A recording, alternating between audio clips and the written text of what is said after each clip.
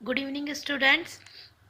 आपका विविध का क्वेश्चन दे रखा है कि पहला क्वेश्चन है कि दो समांतर श्रेणियों का सारवंतर समान है, उनमें से एक का पहला पद 8 और दूसरे का 3 है, तो तीसरे पदों के बीच का अंतर ज्ञात कीजिए। ठीक है, वो क्या बोल रहा है, दो समांतर श्रेणियां उनका सारवंतर समान है। ठीक है, तो ये वैसे अभेद्य का क्वेश्चन है, तो आप ऐसे कर सकते हो कि पहली समांतर श्रेणी, प्रथम समांतर श्रेणी कौन सी हो गई? प्रथम समांतर श्रेणी का पहला पद कितना दे रखा है उसने? 8, और दूसरी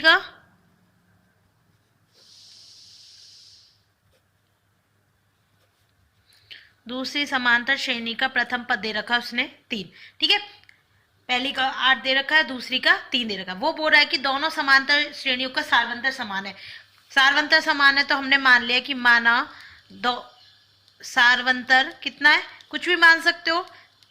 ठीक है, मैंने मान लिया इसका सारवंतर कितना, 2 मान लिया। ठीक है, कि सारवंतर माना सारवंतर 2 है, क्योंकि वो बोल रहा है समान है, तो आप कुछ भी मान सकते हो। जनरली आप डी भी मान सकते हो कि इसका सारवंतर कितना है, डी, तो आप उससे, लेकिन आपको सारवंतर समान ही लेना है, तो हम डी की जगह कोई भी संख्या मान लेते हैं कि माना सारवंतर 2 है।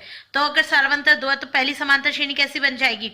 8, उसके बाद दूसरी समांतर श्रेणी 10, दूसरा पद, फिर तीसरा पद 12, 2 जुड़ता जाएगा, उसके बाद कितना हो जाएगा? 14। इस प्रकार से ये श्रेणी चलती जाएगी। और कौन से पद की बात कर रहा है वो? तीसवें पद की, तो कहीं ना कहीं ए 30 आएगा। ठीक है, तीसवा पद आएगा ए 30। इसी प्रकार माना दूसरी समांतर श्रेणी का भी सारवंतर समान है, अर्थात तो 3, उसके बाद कौन सा आ जाएगा? 3 के बाद 5, 5 में 2 जोड़ा तो कितना आ जाएगा? 7, फिर 7 में 2 जोड़ा तो 9। इस प्रकार से इसका भी, इस समांतर श्रेणी का भी कोई ना कोई पद होगा 30। ठीक है, इस प्रकार से होगी। अब देखो वो क्या पूछा है, तीसरे पदों के बीच का अंतर। तो सबसे पहले देखो, पहली समांतर श्रेणी और दूसरी समांतर श्रेणी के पहले पदों के बीच का अंतर कितना है? 8 और 3 के बीच का अंतर कितना आ रहा है? 5। 10 और 5 के बीच का अंतर कितना है? इसका भी आ रहा है 5। 12 और 7 के बीच का अंतर भी 5, मतलब पहले पदों के बीच के अंतर भी 5, दूसरे पदों के बीच का अंतर भी 5, तीसरे पदों के बीच का अंतर भी 5, चौथे पदों के बीच का अंतर भी 5। इस प्रकार सभी का अंतर कितना आ रहा है? 5, और वो भी क्या आ रहा है? समान। इस प्रकार तीसवें पदों के बीच का अंतर भी कितना आएगा? 5।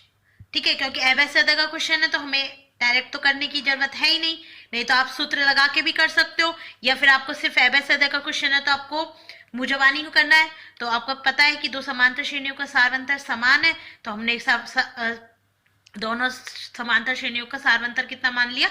2। वो बोल रहा है कि पहला पद 8 है, दूसरी का 3 है। हमने दोनों के प्रथम पद लिख लिए, उनमें सारवंतर कितना, जो आप 2 की जगह अंतर कुछ भी लिख सकते हो, 3, 4, आपकी इच्छा है, कोई सा भी सारवंतर ले सकते हो। हमने जनरली मान लिया कितना है? 2 है, तो 2 जोड़ के पहली समांतर श्रेणी बना ली। इसी प्रकार हमने दूसरी बना ली। दूसरी के बाद कौन से पद की कर रहा है? तीसरे पद के, दोनों की तीसरे पदों के बीच का अंतर, अर्थात ए 30 माइनस का ए 30, दोनों के बीच का अंतर कितना आएगा? 5। ठीक है, यही इसका क्या होगा? आंसर। फिर आगे दूसरा सवाल क्या दे रखा है कि यदि कोई समांतर श्रेणी इस प्रकार से दे रखी है कि 18, फिर ए है सेकंड पद, दूसरा पद ए है, तीसरा पद बी है, और चौथा पद कितना है? -3 है। ठीक है, फिर समांतर श्रेणी में तो वो पूछ रहा है कि ए प्लस बी का मान क्या होगा। ठीक है, आपको पता है ये समांतर श्रेणी का प्रथम पद क्या है? वो प्रथम पद ए का मान तो कितना दे रखा है यहाँ पे? 18। ये समांतर श्रेणी का मान रही हूँ तो मैं इसको कैपिटल ए मान लेती हूँ, क्योंकि यहाँ ए भी है, इसलिए मैंने इसे क्या मान लिया? Capital A. ठीक है, तो कैपिटल ए बराबर कितना हो गया? 18। प्रथम पद इस समांतर श्रेणी का, इसका अंतिम पद कितना दे रखा है? अंतिम पद चौथे स्थान पर है, तो हम इसको A4 मान सकते हैं। ये A1 भी हो सकता है। ठीक है, A1 या A कुछ भी मान लो। अंतिम पद कितना? A4। A4 का मान कितना दे रखा है? -3। आपको पता है अंतिम पद का सूत्र या nवें पद का सूत्र क्या होता है? an बराबर a प्लस में n-1 इंटू डी, यही सूत्र होता है। हमें कौन से पद का दे रखा है? चौथे पद का। तो A4 बराबर n की जगह कितना रख लिया? 4। a का मान कितना है? 18 प्लस 4 - 1। डी का मान हमें नहीं पता, सारवंतर नहीं पता ना कि इसके बीच का अंतर कितना है, तो पहले हम सारवंतर निकाल लेंगे। A4 का मान कितना दे रखा है? -3, तो A4 का मान भी हमने -3 रख दिया। 18 प्लस में 4 में से 1 गया तो कितना आ गया 3D। यहां से हमें क्या मिल जाएगा 3D बराबर 3D, यहां से 18 का पक्षांतरण कर दिया तो -3 और क्या हो जाएगा, ये प्लस का था माइनस का 18, माइनस का 18 और माइनस का 3 कितना हो जाएगा माइनस का 21। 3D बराबर तो D बराबर कितना हो जाएगा, D बराबर हो जाएगा माइनस का 21 बटे में 3, तो कितना हो जाएगा माइनस का 7। अब हमें सारवंतर मिल गया तो हम समांतर श्रेणी निकाल सकते हैं। अतः समांतर श्रेणी, प्रथम पद पता ही है, सारवंतर हमने ज्ञात कर लिया है, उसके आधार पर हम इस समांतर श्रेणी को बना सकते हैं। ठीक है, प्रथम पद कितना है 18, फिर अगला पद निकालने के लिए क्या करते हैं, 18 में क्या जुड़ जाता है, 18 में -7, मतलब जुड़ता तो क्या है माइनस का 7, लेकिन प्लस माइनस का चिन्ह कितना हो जाएगा माइनस का, तो कितना आ जाएगा 11, तो द्वितीय पद कितना आ जाएगा 11। फिर तृतीय पद निकालने के लिए क्या करते हैं, द्वितीय पद में से वापस सारवंतर जोड़ दो, कितना हो जाएगा -7, तो 11 में से 7 गया तो कितना आ जाएगा 4, तो द्वितीय पद कितना आ जाएगा 4। फिर अगला वाला कितना है 3। आ गए चारों पद, 4 पद थे, हमने समांतर श्रेणी के सारवंतर और प्रथम पद की सहायता से पूरी समांतर श्रेणी ज्ञात कर ली। हमसे पूछा क्या क्या है a प्लस बी, अतः a प्लस बी, a की जगह कितना है 11 और b की जगह कितना आ रहा है 4, तृतीय पद तो कितना आ जाएगा 15, तो आंसर कितना आ जाएगा 15। दोबारा देख लीजिए, समांतर श्रेणी दे रखी है तो समांतर श्रेणी का प्रथम पद कितना हो गया 18, अंतिम पद a4 कितना हो गया -3। हमें पता है an बराबर a plus n minus 1 into D होता है nवें पद का मान, nवा पद या अंतिम पद, हम मानते हैं कि अंतिम पद n है तब nवें पद का हो गया। a4 बराबर हमको चौथे का दे रखा है तो a4 बराबर 18 प्लस 4 माइनस 1 इंटू डी, इस प्रकार से मान रखा तो 18 प्लस में 3D, 3D बराबर माइनस का 3, 18 का पक्षांतरण कर दिया तो कितना आ गया माइनस का 18, तो माइनस का 18 और माइनस का 3 कितना हो जाएगा माइनस का 21, तो D बराबर -21 बटे 3 बराबर में माइनस का 7। इस प्रकार से हमें सारवंतर मिल गया। सारवंतर मिल गया तो समांतर श्रेणी को पूरी बना लो, जिससे 18 फिर कितना आ जाएगा 11, फिर 4, फिर -3। हमसे a प्लस बी का पूछा है तो a का मान तो कितना है, दूसरे पद पर a बराबर कितना 11 और तीसरे पद पर b बराबर कितना हो जाएगा 4, दोनों का जोड़ दिया तो कितना आ जाएगा 15। आगे नवा क्वेश्चन है, इसके अलावा तीसरा क्वेश्चन आप कर सकते हो खुद ही, मैं बता चुकी हूँ उसका कि 7वां और 13वां पद दे रखा है तो उसकी सहायता से कौन सा 18वां पद ज्ञात करना है। देख लो सवाल में क्या बोल रहा है कि एक समांतर श्रेणी का 7वां पद और 13वां पद क्रमशः इतना है तो इसका 18वां पद ज्ञात कीजिए। आपको पता है 7वां पद है तो a7 निकलेगा, a7 बराबर कितना हो जाएगा 34, a13 बराबर a13 बराबर कितना 64, दोनों का nवें पद के सूत्र में मान रखे कौन सा पद ज्ञात करना है 18वां पद। ठीक है, उसकी सहायता से आपका पास सारवंतर और प्रथम पद आ जाएगा, उसकी सहायता से आप 18वां पद ज्ञात कर सकते हो। चौथा आपको नहीं करना है, 5वां नहीं करना है, छठा नहीं करना है, 7वां ये सारे के सारे आपके कोर्स में से हट चुके हैं। 8वां देखना है। 8वें में क्या बोल रहा है कि किसी समांतर श्रेणी का अंत से 5वां पद ज्ञात कीजिए। आपको पता है अंत से 5वें पद ज्ञात करने का सूत्र है, सूत्र में मान रखिए जब अंतिम पद दे रखा हो, अंत से 5वें पद ज्ञात करने का सूत्र कितना दे रखा होता है n/2 a प्लस में l मतलब अंतिम पद कितना दे रखा है 201, तो इसकी सहायता से आप अंत से कौन सा पद ज्ञात कर सकते हो 5वां पद। नवा क्वेश्चन देख लीजिए कि नवा क्वेश्चन क्या बोल रहा है कि यदि किसी समांतर श्रेणी के 3 क्रमागत पद दे रखे हैं 4/5 a और 2, 3 पद दे रखे हैं तो a का मान ज्ञात कीजिए। ठीक है, तो चूंकि प्रथम पद क्या हो जाएगा इसका, इस श्रेणी का प्रथम पद बराबर कितना हो गया, a का मान हो गया 4/5। सारवंतर नहीं पता लेकिन हमें अंतिम पद पता है, अंतिम पद a3 का मान कितना, इसको भी कैपिटल A कर लो। ठीक है, a3 का मान कितना या a1 लिख सकते हो। आपको पता है प्रथम पद है तो a1 और अंतिम पद 3 ही पद है तो a3 अंतिम पद कितना हो जाएगा इसका 2। ठीक है, हमसे बीच वाले पद की बात कर रहा है तो आपको सूत्र पता ही है, चूंकि अभी हमने किया था सेम वही सवाल है जिसमें a प्लस बी में, तो a n बराबर क्या होता है a प्लस में n माइनस 1 इंटू डी। हमें कौन से पद का मान दे रखा है तीसरे का, तो n की जगह कितना रखेंगे हम 3, तो a3 बराबर a1 प्रथम पद का मान कितना हो गया 4/5 प्लस में n का मान कितना है 3 माइनस 1 इंटू डी। a3 का मान 2 बराबर 4/5 प्लस में 3 में से 1 गए तो कितना आ जाएगा 2 और ये गुणा में डी। तो यहां से पक्षांतरण किया 4/5 का, तो 2 माइनस का 4/5 बराबर कितना है 2d चल रहा है। 2d बराबर कितना हो गया, यहां से क्या ले लिया, इन दोनों भिन्नों को हल करना है तो कितना ले लिया लघुत्तम 5, 5 दूनी 10 माइनस का 4 कितना हो जाएगा 10 माइनस का 4/5 कितना आ जाएगा 6/5।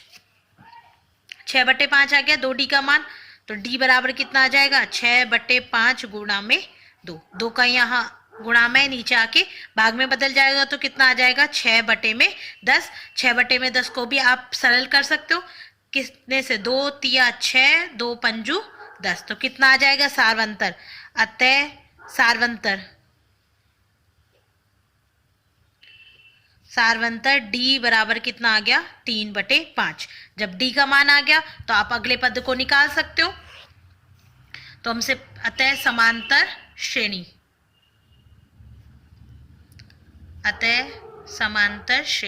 क्या हो जाएगी, प्रथम पद तो कितना है 4/5, द्वितीय पद निकालने के लिए क्या करते हैं, प्रथम पद में सार्वंतर कितना आया 3/5 जोड़ दिया, और अगला पद तो हमको कितना दे रखा है 2, ठीक है। तो इससे क्या हो जाएगा 4/5 सार्वंतर, ये तो कितना आ जाएगा 7/5 और ये आ गया कितना 2।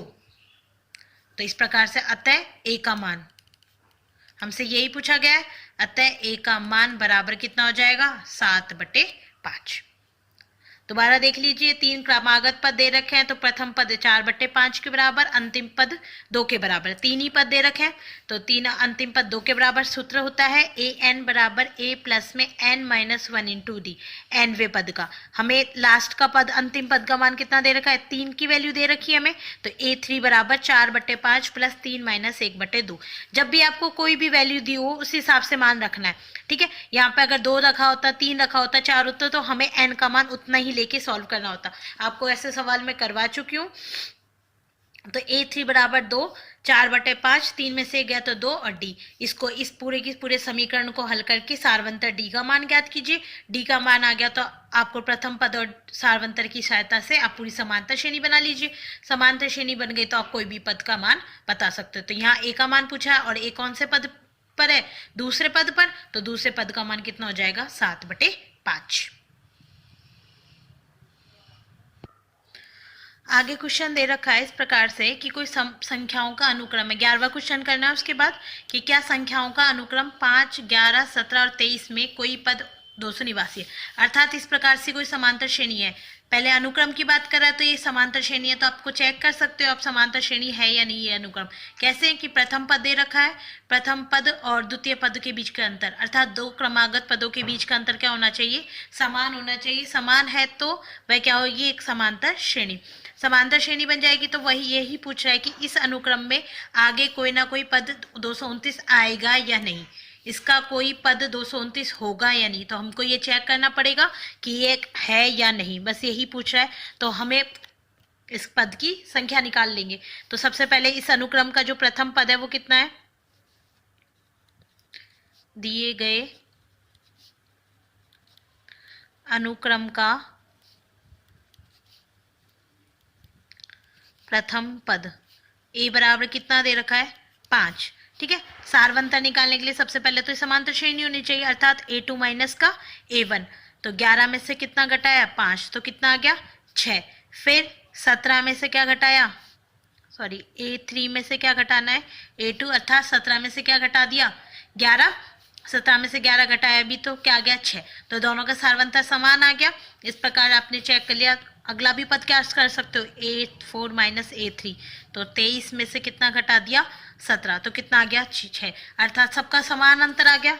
चूंकि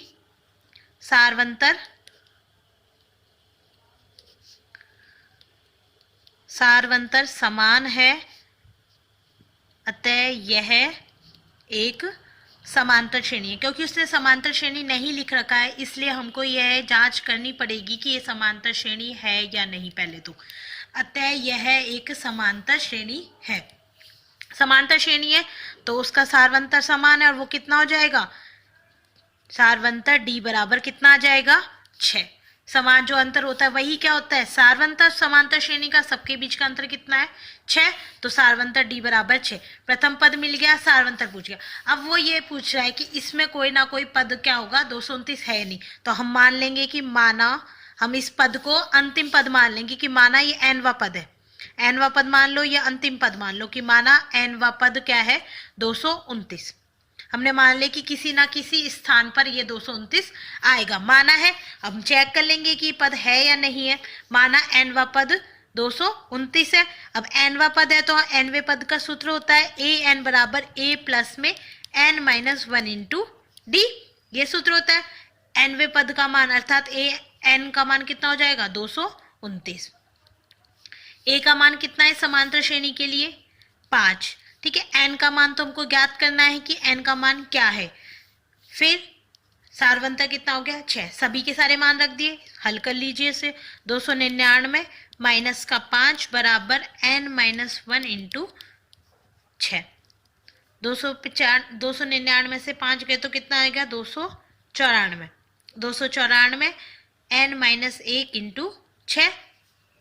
6 का भाग 6 गुणा में इधर आके भाग में बदल जाएगा, तो n माइनस 1 बराबर 294 बटे में 6 प्लस में 1। 6 का भाग लगाओ, प्लस 1 नहीं, प्लस 1 बाद में आएगा। 6 का भाग लगा के देखो, 6 एकम 12, 6 दूनी 18, 6 चौक 24, 6 चौक 24 और 1 54, तो कितना आ जाएगा, 46।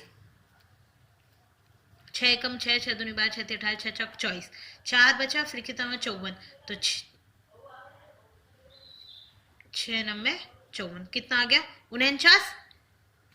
तो n बराबर कितना आ जाएगा, 49 में पक्षांतरण कर दिया 1 का, तो कितना आ जाएगा, n बराबर में 50। n का मान आ गया 50। और मैंने आपको बताया था कि n का मान 50 मतलब प्राकृत संख्या के रूप में आना चाहिए। यदि n प्राकृत संख्या के रूप में आता है तो यह इसका पद होगा, और अगर प्राकृत संख्या के रूप में नहीं आएगा तो इसका पद नहीं होगा, क्योंकि ये प्राकृत संख्या के रूप में आ गया, अतः यह एक 299 इस अनुक्रम का एक पद है। तो हम यहाँ पे आगे लिख देंगे कि अतः 299 इस अनुक्रम का एक पद होगा, क्योंकि, कारण भी लिख दीजिएगा, क्योंकि n एक प्राकृत संख्या है। कभी भी पदों की संख्या हमेशा एक प्राकृत संख्या के रूप में आएगी। ठीक है, दोबारा देख लीजिए, यह पूछ रहा है कि कोई अनुक्रम है, उसमें ये कोई पद है, ये आएगा या नहीं। हम चेक कर लेंगे कि सबसे पहले ये प्रथम पद दे रखा है, पहले इस अनुक्रम के लिए समांतर श्रेणी होना चाहिए। ठीक है, तभी तो हम an वाला सूत्र लगा सकते हैं, क्योंकि समांतर श्रेणी के लिए ही nवें पद का ये सूत्र होता है। तो हमें पहले समांतर श्रेणी चेक करनी पड़ेगी कि सार्वंतर समान है, तो ये एक समांतर श्रेणी है। समांतर श्रेणी है तो उसका सार्वंतर कितना हो गया, 6। तो हमने मान लिया कि माना कोई पद 299 है, तो ए एन बराबर a प्लस में n माइनस 1 इंटू डी। तो ए एन का मान कितना हो गया, 229 बराबर 5 प्लस n माइनस 1 इंटू 6। मान रखा, उसको हल करा, जहां से हमें n का मान कितना मिल गया, 50 मिल गया। 50वां पद है ये। ठीक है, अब चूंकि n एक प्राकृत संख्या है, अतः 299 इस अनुक्रम का एक पद होगा। ठीक है, आगे 12वां क्वेश्चन दे रखा है, इसका विविध का 12वां 13वां 14वां 15वां आपको नहीं करना है, क्योंकि वो आपके कोर्स में से हटा दिया गया है। तो ये वाला सवाल है कि कोई समांतर श्रेणी है जिसके पद दे रखे हैं कि पहला पद 20, 19 से 1/4, 18 से 1/2, इस प्रकार से आगे दे रखे हैं। वो पूछ रहा है कि कौन सा पद प्रथम ऋणात्मक पद है। आपको चेक करना पड़ेगा कि पहला जो माइनस का मान होगा, देखो पहले तो ये देखो 20 है, 20 के बाद क्या रहा है 19, 19 में के बाद 18, अर्थात घट रहा है। इतना तो पता चल ही रहा है समांतर श्रेणी को देख के कि ये जो सारवंतर का मान घटता जा रहा है और जो सारे के सारे आगे के पद आते जा रहे हैं वो कम होते जा रहे हैं। ठीक है, देख लो, पहले 20, फिर क्या आ रहा है 19, 19 के बाद कितना आ रहा है 18, फिर 17, इस प्रकार से कम हो रहा है, तो सारवंतर तो घट रहा है, तो कहीं ना कहीं आगे जाके ये घटता घटता कहीं ना कहीं ऋणात्मक भी आएगा, माइनस का मान भी आएगा, ऋणात्मक पद आएगा। तो वही यही पूछ रहा है कि जो प्रथम ऋणात्मक पद आएगा, ये प्रथम ऋणात्मक जो संख्या आएगी वो कौन से पद पर आएगी। तो पहले क्या पता होना चाहिए, पदों की संख्या पूछ रहा है कि कौन से पद पर पहला ऋणात्मक पद आएगा। तो देखिए इसको कैसे करना है कि कोई समांतर श्रेणी है, समांतर श्रेणी का प्रथम पद क्या दे रखा है, चूंकि समांतर श्रेणी का प्रथम पद, समांतर श्रेणी का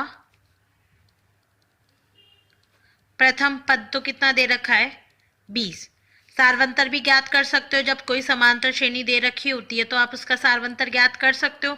तो सारवंतर d बराबर कितना हो जाएगा, दूसरे पद में से पहला पद घटा दूं या कोई से भी तीसरे में से दूसरा घटा लो, तो 19 सही 1/4 में से क्या घटाना है 20। 19 सही 1/4 को पहले मिश्र भिन्न को क्या सरल भिन्न में बदलो, 19 19 एकम 19, 19 चौक 76, 76 प्लस 1 77, सो 77/4 माइनस का 20। सरल कर लो, उसमें 4 77 माइनस कितना 80, तो इसमें से कितना आ गया, 77 में से 80 गया तो कितना आ जाएगा माइनस का 3/4। कितना आ गया सारवंतर माइनस का 3/4, फिर इसमें से घटाएंगे तो माइनस का 3/4, ऐसे ही कम होता जाएगा। सारवंतर मिल गया, प्रथम पद हो गया। वो बोल रहा है कि कौन सा पद ऋणात्मक पद है। ठीक है, हमें नहीं पता कौन से पद पे आएगा, लेकिन हम इतना जरूर मान सकते हैं कि ऋणात्मक संख्या से पहले कोई ना कोई जीरो तो हो रहती है, जीरो के बाद ही तो कोई ऋणात्मक संख्या स्टार्ट होती है। इतना तो आपको पता ही है कि जीरो के पहले, तो देखो जीरो के बाद तो क्या आती है प्लस की संख्या, 0 1 2 3, जीरो से पहले क्या संख्याएं होती है माइनस की, माइनस का 1 माइनस का 2, तो मतलब जीरो से पहले की संख्या होंगी। तो हमें नहीं पता कि प्रथम ऋणात्मक पद क्या आएगा, इसलिए हम मान लेते हैं कि जीरो है एनवा पद। ठीक है, एनवा पद जीरो है, उसके आधार पर हम इसका प्रथम ऋणात्मक पद का देंगे। तो हम क्या करेंगे कि माना एनवा पद शून्य है। हमें नहीं पता प्रथम ऋणात्मक पद क्या है क्या नहीं है, जीरो आता है या नहीं, लेकिन हमें बस इतना पता है कि जीरो के बाद क्या स्टार्ट होती है, जीरो से पहले ऋणात्मक संख्याएं होती है। इसलिए हमने मान लिया कि माना एनवा पद क्या है शून्य, अर्थात जीरो है, एनवा पद है, तो एनवे पद का सूत्र लगेगा ए एन बराबर में ए प्लस में N minus 1 into D. A N का मान आपने मान लिया, एनवे पद का मान कितना जीरो, तो ए एन बराबर कितना आ जाएगा जीरो। ए का मान कितना है समांतर श्रेणी के लिए 20, एन का मान तो आपको पता ही नहीं कि जीरो कौन से स्थान पर आएगा, हम यही तो देख रहे हैं कि जीरो कौन से स्थान पर आएगा, उससे पहले क्या आ जाएगा ऋणात्मक। ठीक है, डी का मान कितना है माइनस का 3/4, पक्षांतरण किया माइनस का 20 बराबर में एन माइनस 1 इंटू माइनस का 3/4। अब माइनस की संख्या गुणा में इधर माइनस का 20, ये गुणा में थी इधर आके भाग में बदल जाएगी, भाग में बदलेगी तो ये माइनस का 3 ऊपर जाके माइनस का 3/4, बाद में देख लीजिएगा।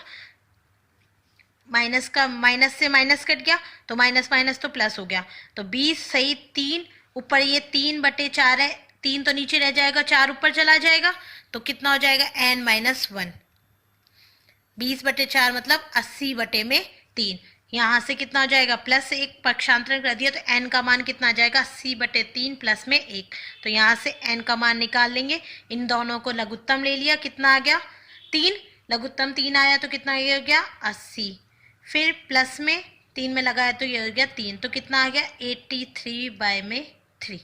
ठीक है, अब देखो 3 का पूरा पूरा भाग जाता है नहीं, ठीक है, 3 एकम 3, 3 दूनी 6, 23, पूरा पूरा भाग नहीं जा रहा, तो अर्थात n का मान कितना आ गया, इसको मिश्र भिन्न में बना लो, सरल भिन्न को 3 एकम 3, 3 दूनी 6, फिर 3 सत्ते 21, कितना आ जाएगा 27 सही 2/3, 27 सही 2/3 आ गया।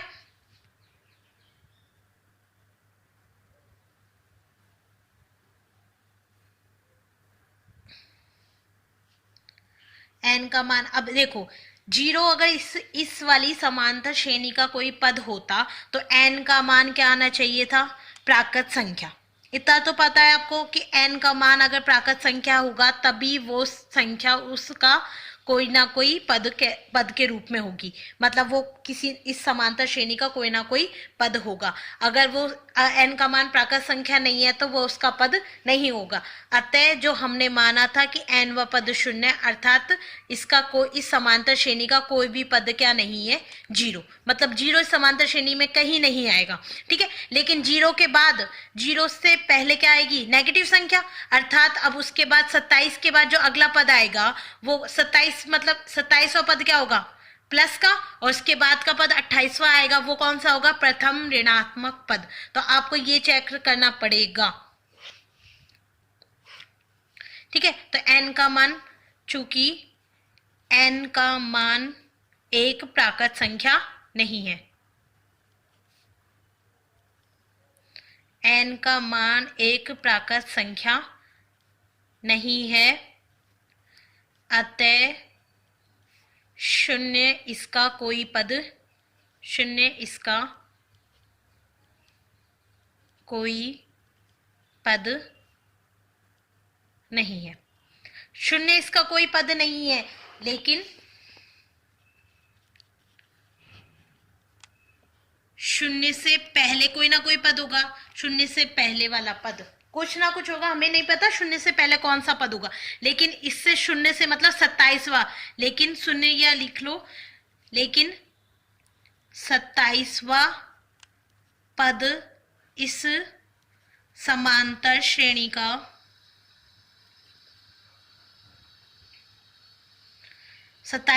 इस समांतर श्रेणी का अंतिम धनात्मक पद होगा।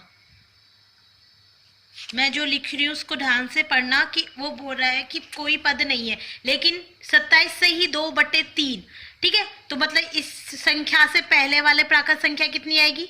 27। इस संख्या से पहले वाली 27, अर्थात ऐसे देख लो कि ये 27 सही 2/3, ये किसके बीच में आएगा? 27 सही 2/3। 27 के तो बाद आएगा, और 28 से क्या आएगा? बीच का। तो कोई ना कोई पद होगा 27वां, कोई ना कोई पद होगा 28वां। यहाँ जीरो नहीं है, ये पद जीरो, ये पद ही नहीं है कोई जीरो। यहाँ मैं बोल रही हूँ कि जीरो, लेकिन जीरो से पहले क्या होगा? यहाँ पे तो ये प्लस का पद होगा, और जीरो के बाद आने वाला क्या होगा? माइनस का। प्लस के बाद जीरो नहीं है, लेकिन प्लस के बाद कौन सा आएगा? प्रथम ऋणात्मक। तो कौन सा पद होगा प्रथम ऋणात्मक? 28वां। 27वां इस समांतर श्रेणी का अंतिम धनात्मक पद है, अतः वो पूछ रहा है कि प्रथम ऋणात्मक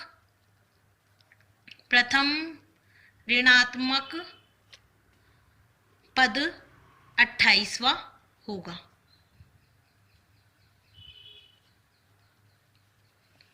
ठीक है, सबसे पहले दोबारा देख लीजिए। सबसे पहले क्या बोल रहा है कि समांतर श्रेणी दे रखी है, प्रथम पद निकाल लिया हमने, सारवंतर निकाल लिया। सारवंतर के हिसाब से हमने मान लिया कि कोई प्रथम ऋणात्मक पद की बात कर रहा है, तो हमें पता है कि प्रथम ऋणात्मक पद क्या आता है? जीरो से जस्ट पहले आता है। जीरो से पहले ही तो होती है ऋणात्मक, सारी की सारी ऋणात्मक संख्या, तो इसलिए हमने मान लिया कि n वा पद क्या है? जीरो मान लिया। जीरो मान के हमने nवें पद का सूत्र लगा के n का मान ज्ञात कर लिया। n का मान ज्ञात कर लिया, लेकिन n एक प्राकृत संख्या नहीं है, अर्थात जीरो इसका इस समांतर श्रेणी का कोई भी पद नहीं है। जीरो किसी इस समांतर श्रेणी में कोई संख्या आएगी नहीं, ठीक है। मतलब जीरो से पहले होगी धनात्मक और जीरो के बाद होगी ऋणात्मक। जीरो से पहले वाली धनात्मक संख्या कौन सा होगा पद? 27वां। तो 27वें पद पर अंतिम धनात्मक पद होगा, और जो प्रथम ऋणात्मक पद पर होगा वो कौन से स्थान पर होगा? इसके प्लस के बाद वाला 28वां। तो 28वां पद प्रथम ऋणात्मक पद होगा, ठीक है। इस प्रकार आपकी ये जो 5वीं प्रश्नावली है समांतर श्रेणी की यही खत्म हो जाती है, ठीक है। उसके अलावा आपका 13वां, 14वां, 15 ये सारे के सारे सवाल हट चुके हैं, तो ये आपको नहीं पढ़ना है। 5.3 भी आपको नहीं पढ़नी है, ठीक है। n व पदों के योग वाली जो प्रश्नावली है पूरी की पूरी आपके कोर्स में से इस साल हटा चुके हैं, तो आपको सिर्फ 5.2 तक ही पढ़नी है, ठीक है।